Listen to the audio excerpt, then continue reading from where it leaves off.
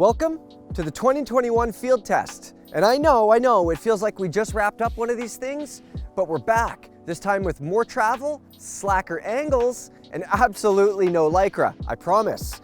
We have 10 of the latest trail and enduro bikes with travel ranging from a sporty 130 millimeters all the way up to this bad boy, Norco's 180 millimeter travel Shore. Does that name ring a bell? Norco's hoping it does. We'll see if this brought back any of Casimir's freeride glory. Now, speaking of freeride, we also have Propane's 180 millimeter travel Spindrift. Propane says that this bike is good for anything from bike park laps to flow trails, and that sounds pretty free to me. So in my mind, it's Norco versus Propane for the freeride honors. Now it's 2020 though, and we want to talk enduro racing, not wheelie drops and skinnies. And if we're talking enduro bike debuts, well, it doesn't get a whole lot better than Rocky Mountain's brand new 160 millimeter travel Altitude. Jesse Melamed raced this bike to victory multiple times last season, including during its debut race. So at least we know it's fast. Keep following me because I've got another familiar name for you. This is Trek's new Slash. This has been an ever-evolving bike, and it's going to be interesting to see how it compares to the other completely new machines. And is it just me, or does this thing look like a session? Just me? Yeah, I guess it's just me. And then there's this blurry thing that I'd love to tell you all about, but well, there's a pesky embargo. Actually, I didn't sign the NDA, you did. Yeah, I could probably tell them a couple things, just like one or two things. Small wheels, big travel, and that's all I could say apparently. Those were all of Casimir's enduro bikes, but I've got 5 trail bikes of my own to ride, including this. This is Salsa's all-new Blackthorn. It's got 140 millimeters of rear wheel travel, 160 millimeters up front, and a 64.5-degree head angle. I've been calling it Barney for obvious reasons. Let's keep going and look at something a little more wild. This is Acto 5's 135 millimeter travel P-Train, and well, I mean, just look at it.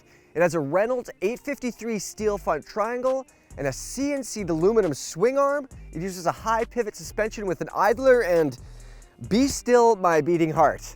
But weird and interesting doesn't mean winning. Although, when you look like this, who cares about winning?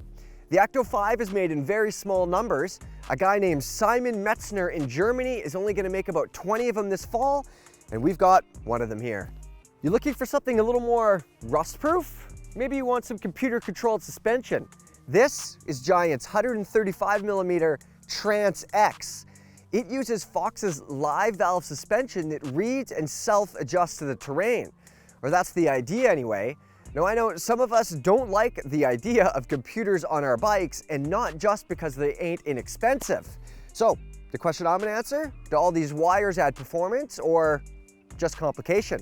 But there are those out there that would have you believe that if you have the good old DW link, you definitely don't need a computer.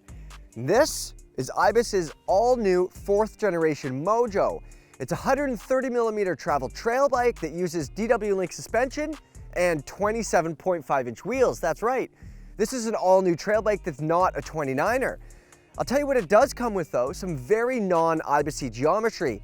It's a whole lot longer and nearly 2 degrees more relaxed than its predecessor. We'll see if that means that it's 2 degrees better on the trail.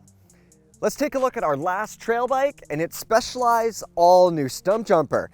And if we're gonna do a group test, we pretty much have to have the new Stumpy here. Now the latest version looks a lot like the old one, but it's longer, slacker, all that stuff. It also doesn't have a horsed link suspension system.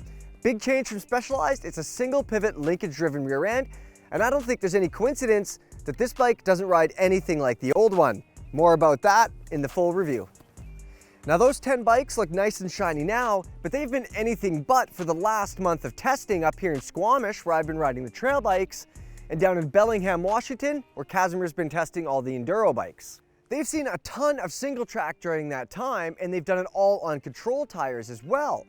Assegais and DHRs for Casimir's enduro bikes, and DHFs and dissectors for my trail bikes. The idea behind control tires is that we want to concentrate on the handling and the suspension performance, and putting matching tires on all the bikes limits the variables and also makes the timing much more fair.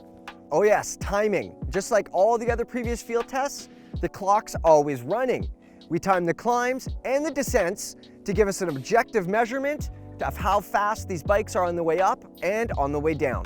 The efficiency test is back as well, and that means that we're back using a power meter again. That also means that I had to climb all of these bikes up a steep gravel road too many times at way too many watts. Do I look tired? Because I feel tired. And speaking of tired, the impossible climb is back as well.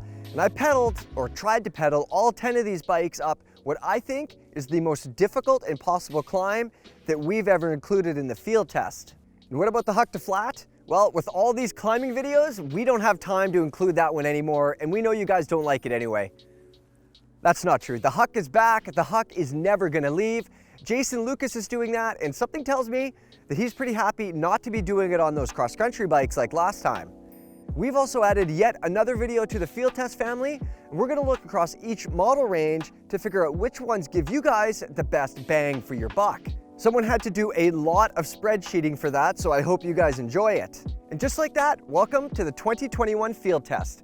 This time supported by Smith, Sierra Nevada, and Dainies. Stay tuned for a load of video reviews and a whole bunch of roundtable discussions where Kazner and I argue about which one of these bikes impressed us the most. As usual, there's a big crew behind the camera making all these videos possible, so we hope you guys enjoy them. Make sure to subscribe so you don't miss a single field test video.